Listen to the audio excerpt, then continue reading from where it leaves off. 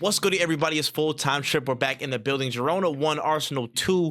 We make it out of their stadium with all 3 points. We make it through the Champions League phase, third in the overall standing, straight through to the knockout rounds, waiting to see who is on the other side of the playoffs. Yes, like, comment, subscribe, all that good stuff. This really ain't gonna be a long one. This match didn't have too much in it. Again, as long as we didn't lose, we were gonna be in a good position anyway, so wasn't too fussed about this game, honestly.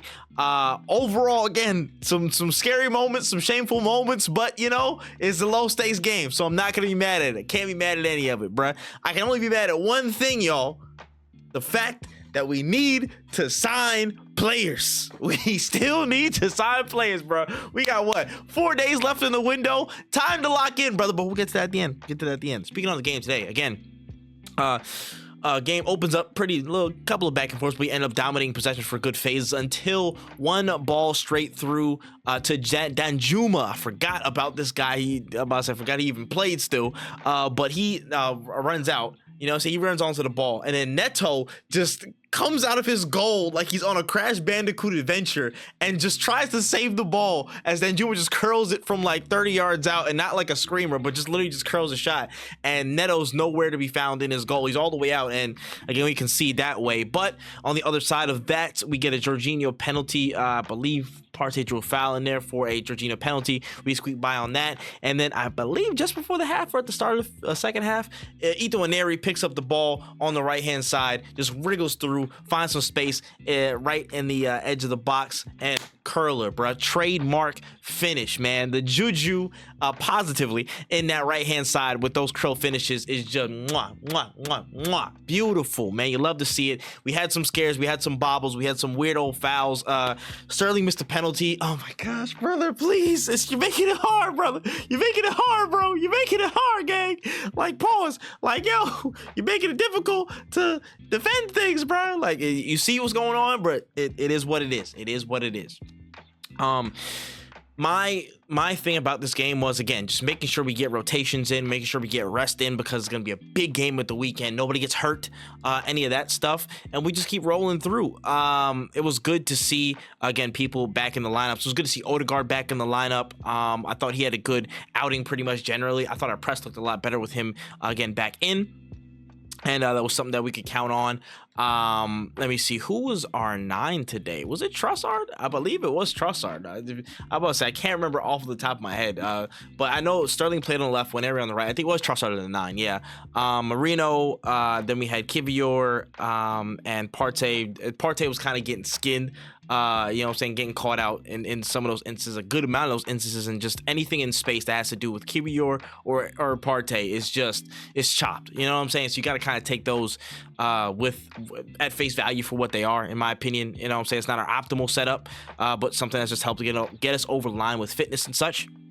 But yeah, overall, I was just looking at the final third, again, what we usually look at, especially in this time where we really need just attacking reinforcements, attacking nous, that level of just bite, and the ability to be a consistent threat in this current side from our forwards rests in one person and one person alone, and that's Ethan Nwaneri, man. I'm shocked and wowed at this guy every single time. And it's dope to see. It's really, really dope to see. I'm just like, I'm wowed, bro. That's just the level of honestly just consistent energy in all phases of play. Defensively, again, his work was really, really good. Again, with Miles Lewis-Skelly, again, it was proven very quickly. I said this in another video, just rinse and repeat that one. Basically, like, he proved his physical levels very quickly, that he could play with the senior players and play with the big boys and not shy away from anything physical.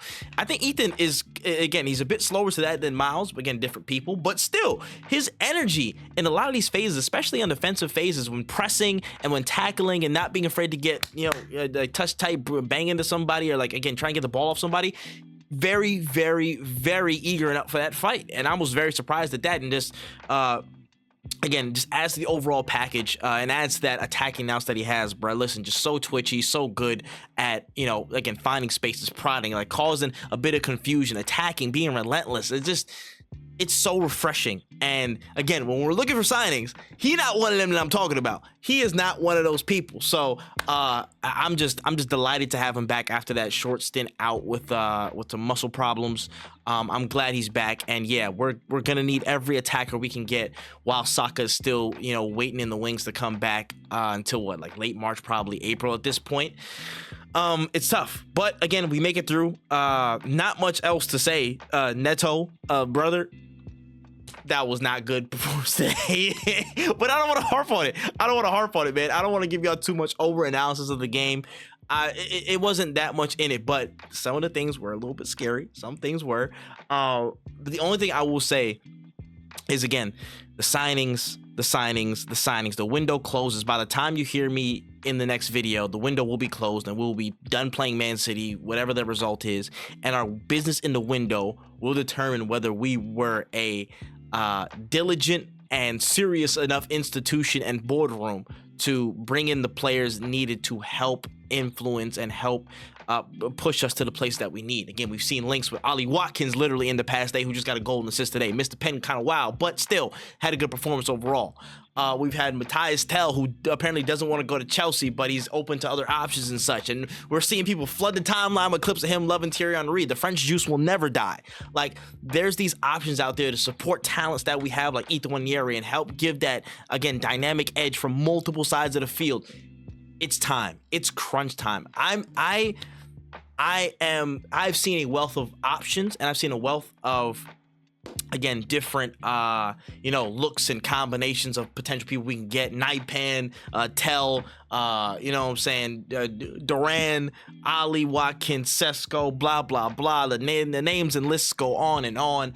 But this is my bottom line. I'm not going to pretend like I'm the most foremost football expert, or I'm that picky. I think in this day and age, in this stage, a lot of these options are good options to get us through over the line, especially for this season. I'm thinking about this season, and I think we have a lot of headroom to not worry about things in the future because of how PSR is set up and blah, blah, blah, the finances. I don't want to get too much to that. I'm not a finance bro, so, you know what I'm saying, there's that. But for this season, it would be gross incompetence and negligence if we do not provide attacking supports for this side in the second half of the season. It's simply down to that. It's down to that. So while this window's still alive, I don't know what's going to happen. I don't know who we're going to bring in, but somebody has to come in. Somebody has to come in. That's my thing. That is where I'm at. We need reinforcement. And that's the bottom line. Honestly, when we get to the game against Man City on Sunday, we need to see somebody's agree to deal with Arsenal. No more monitoring and looking at options and intensely interested in scouting and looking around and keeping an eye on and made a quick phone call to a scout about and wrote a message to and stuff like that. No. We need definitive bids and actions and deals closed, medicals completed, dust. That's what we need now. No more perspective. You know what I'm saying? Let's get into the deals, man. We need something to get us over this line, because as good as Ethan Nwaneri is, he's only one youth, man. He's only one guy. As good as some of these players are individually, they're only one, especially in the attack. As good as these guys can be in certain moments, the attack has proven that it's not consistent enough to get us the goals in certain parts of the time that we need it across this season. And I just think we need the reinforcements, the dynamism, the extra injection of just attacking endeavor, the balls in front of goal to make certain things happen. You know what I'm saying? I'm surprised, I'm glad, and I'm seeing Trossard being a bit more brave in front of goal this season, or at least in this part of the season, where like in the earlier part he was just completely like just a non-factor. You know what I mean? I'm glad to see that, but we need more consistency. I can't trust his level of consistency. Martinelli, I can't trust his level of consistency. Havertz, I can't trust his level of consistency. Ethan Nwaneri, again, he's young, so it's still to be determined, but you can't all the way trust it. You're not sure. You know what I mean? We need the supports. The supports. That's what we need. End of day. But that's where I'm at. Let me know what you thought about the match in the comment section below. Your man of the match, good performances, bad performances, great moments, bad moments, all that stuff. Let me know in the comment section below. City at the weekend. Whew! It's going to be a big one, man. It's going to be a really, really pivotal set of days to come. But we're going to be here through thick and thin, all of it, because that's what we do. That's all my time. I'm full-time Trip. I said it backwards again, but damn it, we're gonna be okay. We'll see you guys at the weekend. COYG. Peace.